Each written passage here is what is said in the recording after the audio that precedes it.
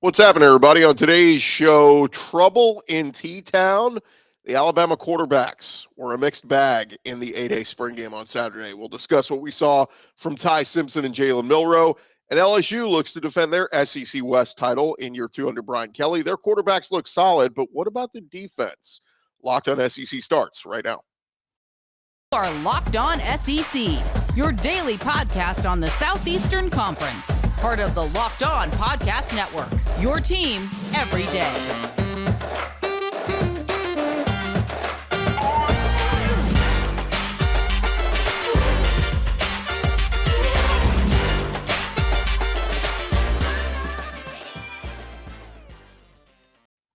And what is happening, everybody? Welcome into Locked On SEC. This episode is brought to you by FanDuel Sportsbook, official sportsbook of Locked On. Make every moment more. Visit FanDuel.com/Locked On today to get started. I'm Chris Gordy. Thanks for making Locked On SEC your first listen every day.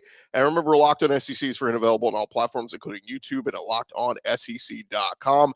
Thank you guys, especially to our everydayers who are checking us out every single day and keep on coming back. All right, let's jump into it. Let's discuss what we saw starting in the Alabama spring game, the A-Day game. The headline from Saturday I read across the internet was, Alabama quarterbacks struggle in the Alabama spring game. And it's not wrong. It was a pretty underwhelming showing from the Alabama quarterbacks. But we need to put this thing in context. The quarterbacks were not bad. I thought both Jalen Milroe and Ty Simpson both had some really good moments. I would have probably said Simpson had the slightly better day overall, but Milroe did some really good things with his legs, and his last drive improved his numbers. He connected with JUCO wide receiver Malik Benson several times, including a touchdown pass. But let's talk about why the takeaway is they struggled. It wasn't just the handful of interceptions from the quarterbacks. It's because of the Alabama standard. We project Alabama to be right back in the national championship conversation this season after their quote-unquote bad season last year where they lost two losses. They came out with two losses. Oh, my God. And they've been in a spot in recent years where they have gone from Jalen Hurts to Tua Tagovailoa to Mac Jones to Bryce Young. They just really haven't had to worry about the quarterback spot at Bama for the last handful of years because there has always been a super talented quarterback waiting in the wings, ready to take over. And it's not to say Simpson and Milroe aren't talented. They are. But the Bama standard has made us expect greatness out of that spot for the last 7-8 years. Really, ever since A.J. McCarron, Blake Sims, Jake Coker, it's been this run of elite, really good quarterbacks. And so maybe it's unfair, but I was really expecting to see one of Milroe or Simpson go out there on Saturday in the spring game, grab the bull by the horns and send a clear message saying, I'm the guy. And I don't think we saw that. And look, to be fair, I went back to the 2021 A-Day stats right after Mac Jones declared for the draft. Remember, he was going to the draft. The Patriots ended up taking him in the first round. But in that spring game, all eyes were on Bryce Young. Everybody was looking at Bryce Young saying, all right, what's this young kid going to do? In that game, Bryce completed 25 passes for 333 yards and a touchdown, no picks. He sent a clear message. It was not Paul Tyson, not Braxton Barker. Bryce Young, and the starting quarterback moving forward for Alabama. And a lot of people got excited about his potential, and we saw it play out for the past two seasons. He won a Heisman Trophy. He's likely about to be the number one overall pick in the NFL draft. So that's kind of where we are. We start with both quarterbacks on Saturday. They started the game both going 3 and out on their first couple of possessions. Simpson actually went 4 and out on the second one. He had a first down on a short catch and run, and then 3 and out right after that. But both Milroe and Simpson threw interceptions on consecutive plays just before half. Milroe actually threw a second one on a heave to the end zone to end the half by freshman Caleb Downs, who I think we're going to be hearing a lot from this season. Simpson was picked off near the goal line on a really nice play by Earl Little, and Milroe was picked off on the very next play by Christian Story. There's no doubt to me Milroe has tremendous running ability, and I think, even if Simpson starts, I think you got to have some packages for Milroe to show his wheels. But Simpson actually showed he could run a little bit too. Milroe had 13 carries for 65 yards.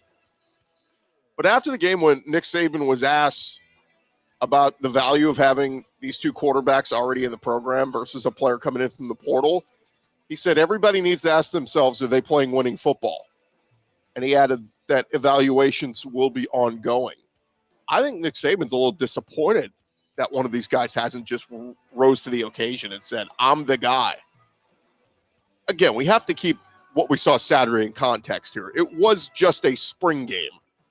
But Jalen Milroe completed barely 50% of his passes, 19 for 37, 2 touchdowns, 2 picks, and a rushing score. That just might be what Milroe is. Like, that was the same kind of Milroe we saw in the A&M game last year. The second half of the Arkansas game where he didn't really throw but showed his running ability. Like, that just may be what Milroe is. I don't know. Will he get better from that? We'll see. And then Ty Simpson Saturday, he was just 12 of 26 passing. No touchdowns, but did have 6 carries for 58 yards. Nick Saban did say he was pleased with the 2 freshman quarterbacks, Dylan Lonergan and Eli Holstein. They were the number 5 and number 6 rated pocket passers in this pass recruiting class.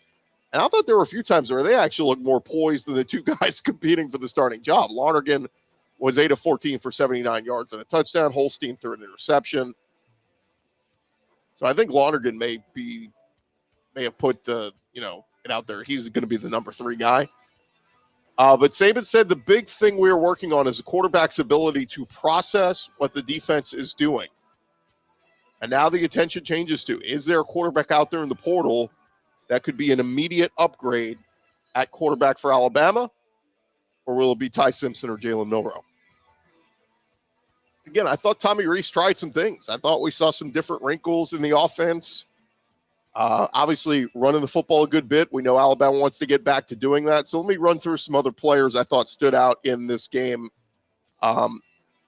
Freshman running back Justice Haynes led all rushers with 2 touchdowns. He had four catches as well for 40 yards and a 3rd score. Jace McClellan and Roydell Williams both had some decent runs. So I think Bama's going to get back to ground and pound, and that's going to be their MO. The DBs look pretty solid. Terry and Arnold look good, who I think is poised for a big year. Malachi Moore, they moved him from safety to corner. He had several sacks. I did like Kevin Steele was not afraid to bring pressure throughout the spring game. Like, those quarterbacks, and maybe that's part of it with Milroe and Simpson, maybe why we couldn't get a real good evaluation. The Alabama defense just kept bringing it. And Malachi Moore, he led the Crimson team with 9 tackles and 3 sacks. Caleb Downs, the freshman, he had 8 tackles. As far as the wide receivers go, I thought drops were apparent. I thought Isaiah Bond and Ja'Cory Brooks had some solid catches. I mentioned Malik Benson. Emmanuel Henderson had a nice touchdown catch. I feel like right now where we are, I feel better about Alabama's defense than I do the offense coming out of this weekend. And the question is Bama going to get back to being what they were about 7-8 years ago? Dominant defense, dominant run game, and just average to pretty good quarterback play. I don't know. I mean, the hope is they want Simpson or Milroe, one of them, to really rise to the occasion and step up. But pose a question. What if they started Jalen Milroe all year and he was just kind of that up and down? Going to throw a couple touchdowns, going to throw a couple picks, going to show off his running ability. Again, that might be the best Bama can get out of what they currently have on the roster. And again, maybe it's unfair. We're trying to hold them to the Tua, Mac Jones, Bryce Young standard here.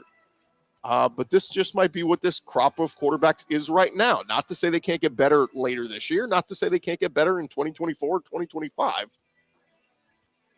But I'll leave you with this. AL.com had an opinion column over the weekend after the spring game. Kevin Skarbinski, of course, Bama fans will know that name, been around a while. He wrote a column that said, it is clear now this Bama team should not win a national title. So take that for what you will. I'm sure Saban loves the rat poison context coming out of that. But I think that's where we are right now. I think this Alabama team can be very good. I think the defense will be good. I think the run game will be good. I think the receivers are decent. If they can get decent quarterback play, this could be a team that goes 11-1. I don't think going undefeated is right now in the cards. But you can win the West. You beat LSU in Tuscaloosa. You win the West.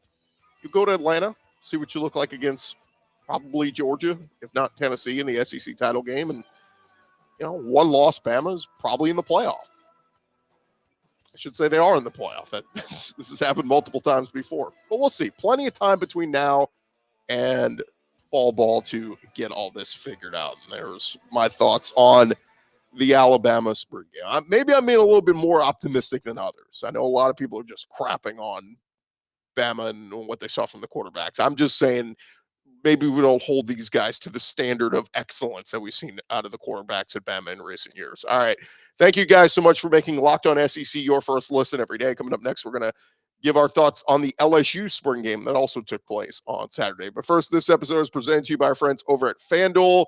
Look, grand slams, no hitters, double plays, they're all back. There's no better place to get in on the MLB action than FanDuel. They are America's #1 sportsbook because new customers can step up to the plate and get that no sweat first bet up to $1,000. You just go to FanDuel.com/lockedon to sign up. You place your first bet and you get up to $1,000 back in bonus bets if you don't win. Tons of stuff to get in on.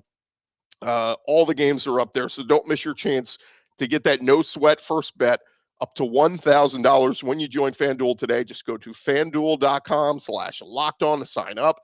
Make sure after you sign up, you go download the app, and so you'll have it on your phone for easy access. It is FanDuel. They are the official partner of Major League Baseball.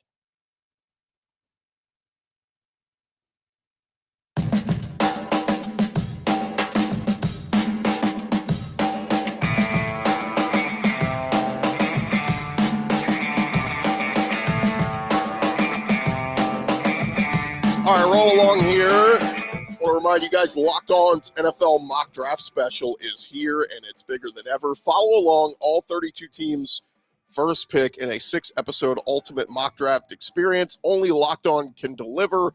All episodes are available now on Locked On NFL Draft on YouTube or wherever you listen to your podcast. All right, so we got to dive back into this thing and talk about what we saw from LSU spring game. I don't know about you guys, but I had the multi TVs going on. LSU spring game started a little bit earlier than Bama's, so I was able to focus on them, and they had both of them going when both teams were playing. But reaction to what we saw in the LSU spring game. First off, whatever, the purple team tied the white team 32-32. Whatever, the score doesn't matter. Quarterback Jayden Daniels, though, he looked really good. He went 10 for 11 passing for 168 yards and 2 touchdowns. He picked up right where he kind of left off last year. The other quarterback, Garrett Nussmeier, he finished 5 of 8 passing for 139 yards with 2 touchdowns of his own. Senior Kyron Lacey, he led all receivers with 4 catches for 92 yards and a touchdown. His long of 70 came on the opening play of the game, thrown by Jayden Daniels. Lacey had a really nice one-handed grab that had all the fans at Tiger Stadium just going nuts. Running back Trey Holly, their true freshman, he earned the most carries with 8 for 26, including getting a touchdown pass from Jayden Daniels. Other highlights of the day, freshman linebacker Whit Weeks picked off freshman quarterback Ricky Collins, took it 55 yards to the house on a pick 6. Nussmeier also connected with wide receiver Brian Thomas on a 51-yard completion. That set up a 7-yard touchdown pass to Thomas. And on the first play from scrimmage to start the second half, Nuss found redshirt freshman Landon Ibieta over the middle for a 70-yard touchdown completion. Defensively, sophomore stud linebacker Harold Perkins, he looked solid. By the way, he switched from number 40 that he wore as a freshman last year to now jersey number 4. He made a tackle for a loss at the goal line, swallowed up some running backs. He's going to be playing more inside this season rather than just strictly off the edge. We know he'll drop into coverage at times, but I would expect to see Perkins still getting after quarterbacks, maybe on third downs or something. Linebacker Omar Spates, he transferred in this offseason from Oregon State. He made some plays, showed off his speed. But here were just a few of my thoughts. I thought both quarterbacks looked more comfortable in a system that they've been in for over a year now. Jayden Daniels actually completed 7 passes before he attempted his first rush of the game. A lot of people thought maybe Daniels was too quick to abandon the pass last year and take off running. Obviously, nobody should take too much from the spring game, but decisiveness.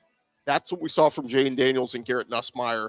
And I thought both those guys look good with their decision making. And so, tip of the cap to both those guys. We'll see. Can the LSU quarterback position improve even more?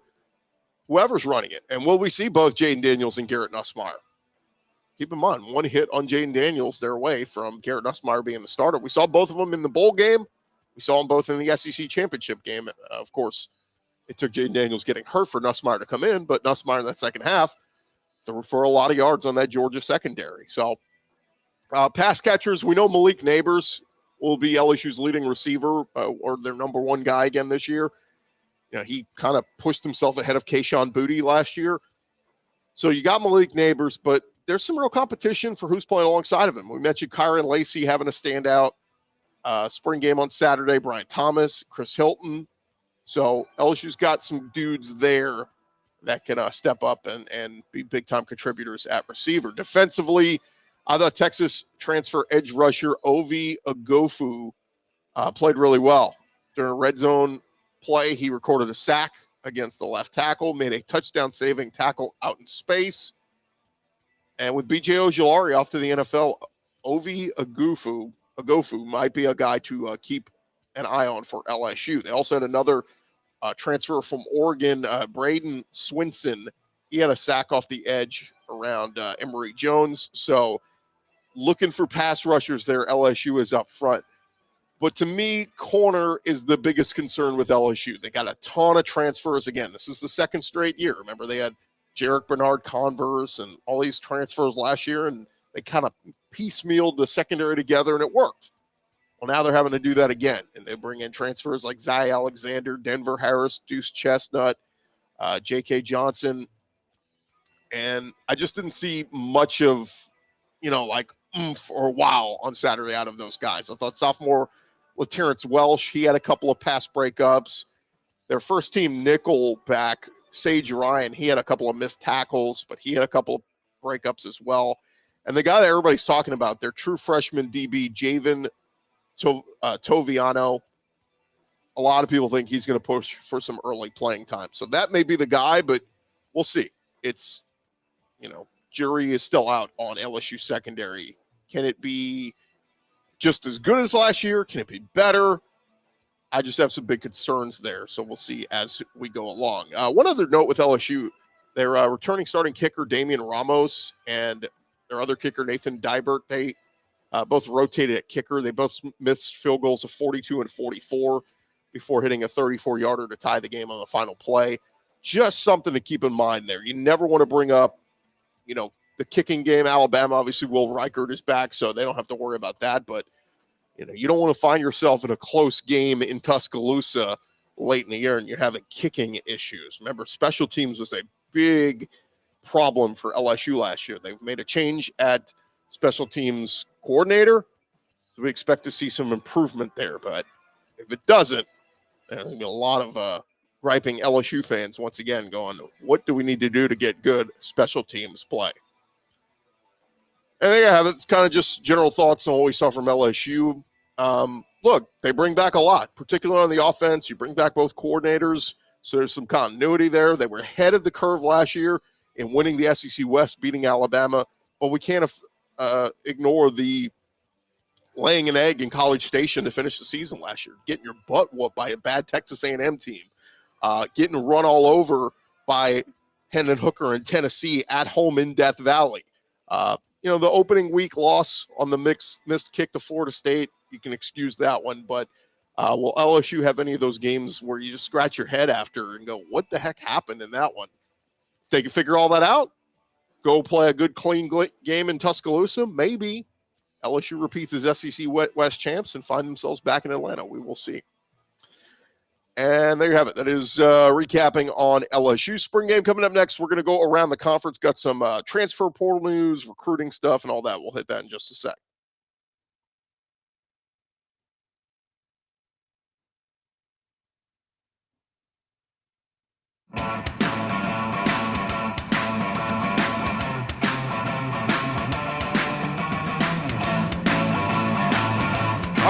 along here, Locked On SEC. We got a bunch of little nuggets and tidbits to jump into. So without further ado, let's get back into it. Thank you for making us your first listen every day. Let's go around the conference. Boots out to the right. Takes the handoff.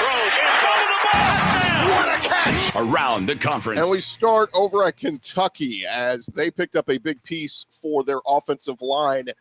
USC transfer Cortland Ford has committed to Kentucky.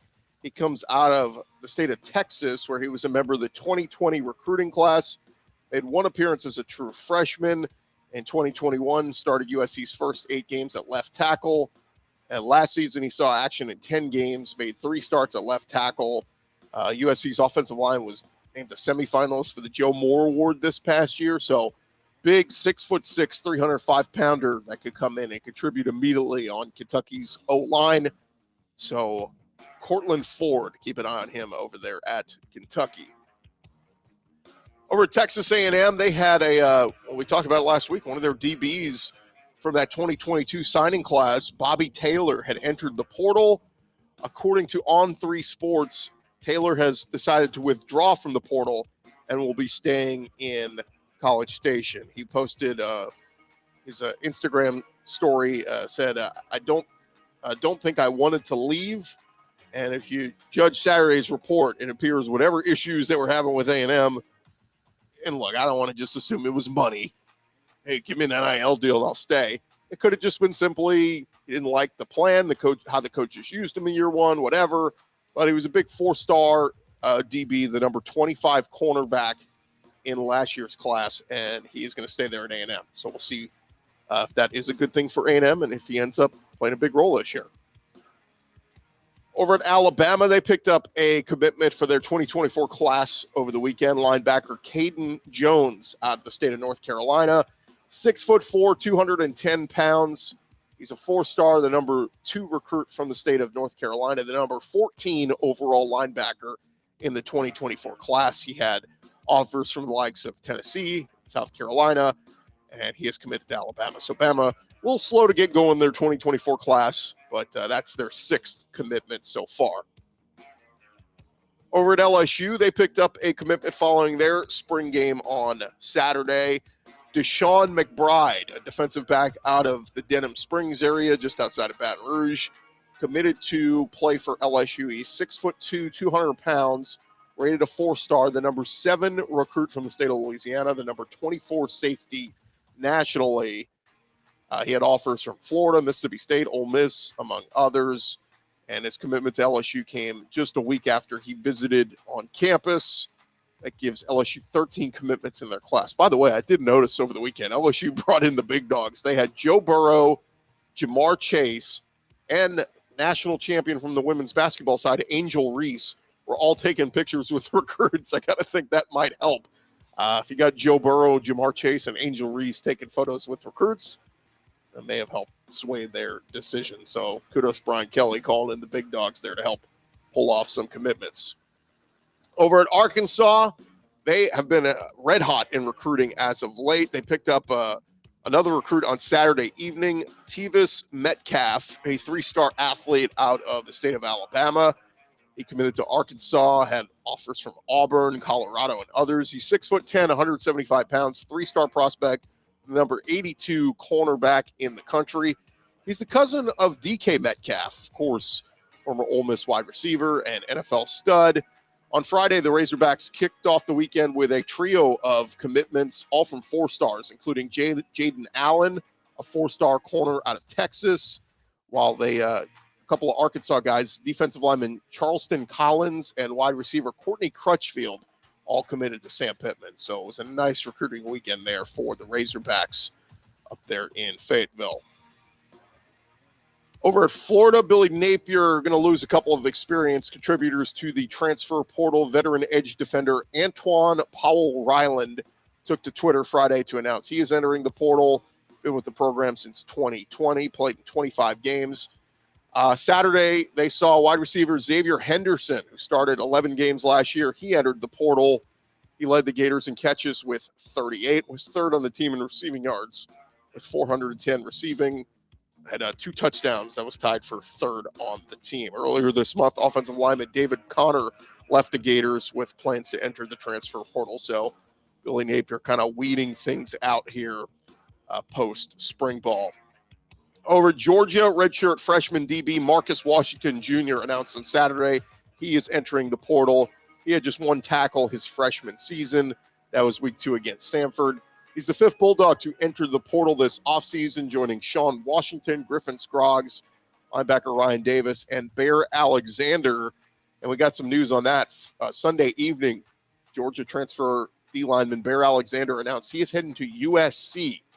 So he's going to go be a USC Trojan. A little surprising that Dan Lanning couldn't get him to come up to Oregon, considering he recruited him when he was at Georgia. But he's buying into the Lincoln Riley hype out there in Los Angeles. Over at Tennessee, Josh Heupel added another member of their 2024 class, picking up a commitment from 3-star defensive lineman Jeremiah Hurd.